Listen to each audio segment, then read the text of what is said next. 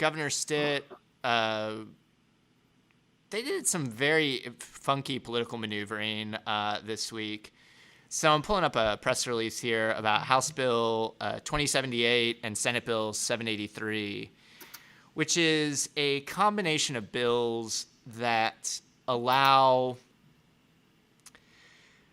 one modifies the state funding formula, and the short explanation I can reasonably give on it is like right now the way the state funds education is they have something called like I think it's a 3-year look back, where basically they average your last 3 years of attendance and then pay you per pupil based on that. The idea is if you have, fluctuations, it sort of smooths them out, makes them easier to deal with. House Bill 2078 reduces that to, I think, like 2 years. It's worded like a year, but I think like they count like the year before the preceding year, so it ends up being closer to 2. But the idea is that, and it modifies, I think, a couple of the little things, but the idea is that it's going to, they're trying to address this issue of ghost students, which, of course, the only school district that had ghost students in a meaningful way was Epic, who was, moving huge numbers of students in and out annually and growing at exponential rates. So now it's going to like shift money to follow students faster and in theory create less ghost students. But what it'll practically do is it'll hurt districts that have big declines and overly help districts that have huge upswings. And so hold on, Nick, because like you're the expert on this, and I don't want to interrupt you a lot, but I was going to go ask you for it. questions from somebody who's like not an expert on this. So with that in mind, you said several times that Epic get students, get money. The students, there's no oversight, so a lot of times the students don't actually complete any work, and then they get put back into the old school district, or they just fall by the wayside. Will this have any impact on that? I can't remember if it does. So there's something called, I don't think it does, because there's something called like a mid-year adjustment, which is where like if your population changed, they'll route some money partway through the year to kind of compensate for that. So I don't think it necessarily messes with that.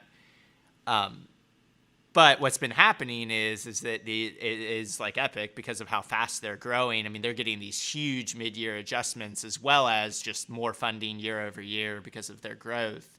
And so it's just what's annoying about this bill, just to simplify it way down and not get into all the complicated education funding stuff, is that it doesn't change the amount of funding. It just moves it around, So it's just shifting money from, instead of maybe sitting in school districts that are slowly declining, maybe they get another year or two of slightly higher funding to like sort things out or to ride the wave down. Now it's going to pull that money a lot faster and shift it a lot quicker to the other school districts.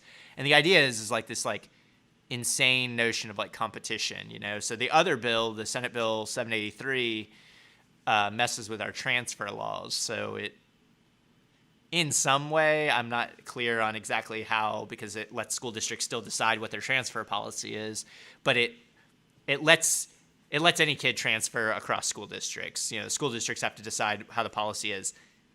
Sort of like that now. I mean, you can transfer within a school district for sure, but you can transfer even out of school districts. This just loosens it. And the idea being that like now we're going to put all of our school districts in competition with each other, and now the money's going to follow them a lot faster.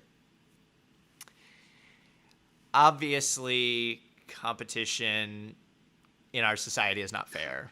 Hold on, Nick. Hold on. Yeah, go ahead. Really quickly, though, because I thought it was a double-sided sword. I know students it makes them easier to transfer between school districts. But correct me if I'm wrong, wasn't there a law or maybe an element to this law that also allows the school districts to deny certain students easier, I should say? Well, so wait here, let me just pull up the language. We'll just look at it here. So what it used to be, I think, was you couldn't transfer there was only certain periods of time where you could transfer because, I don't know, I guess they don't want kids, like if a disaster strikes a school district or something dramatic happens. They don't want people to be able to leave because it messes with school funding. But again, this it has language in here. It's like if the capacity for the grade level is insufficient, they can deny people. So it tweaks it in subtle ways that in theory it will open up more transfer spots, but in reality I don't think it's going to change very much. So that's the tough thing about this is on the floor when they were debating both these bills, they're like, oh, it's not going to change that much, it's not going to have that big an impact. And then let's go back and read Kevin Stitt's statement. This is a monumental day for education reform. Education is not one size fits all. These bills allow parents and students to have the freedom to attend the best public school. So he makes it sound like today is a historic day. So they make it sound like we have transformed funding for every student in the state and empowered them to choose a school that best fits their needs. The truth is, it probably doesn't do much, and not many people are going to take advantage of it. But ideologically, it does what these clowns want. I mean, this is the annoying thing about our whole discourse, right? Is you got policy that's not very good and probably isn't going to change much, and then you got people out saying it's going to change everything. And so the very simple, to boil down this rambling explanation is one moves the money faster and one lets you move more easily. The reality is most people go to where their school is. You know what I'm saying? If you live in an area, you go to the school that's closest to you, because that's how we built our school system. That's how we're still building our school system. The Wheeler District, on the south side of Oklahoma City, they're building a school in the neighborhood that they're building because people want schools close to where they live. I get this conservative concept that suddenly parents in Oklahoma City are going to go drive to Edmond because they have better schools, but they're not. And so, I don't know. The truth is somewhere in the middle. These guys all suck, and we shouldn't be competing schools against each other.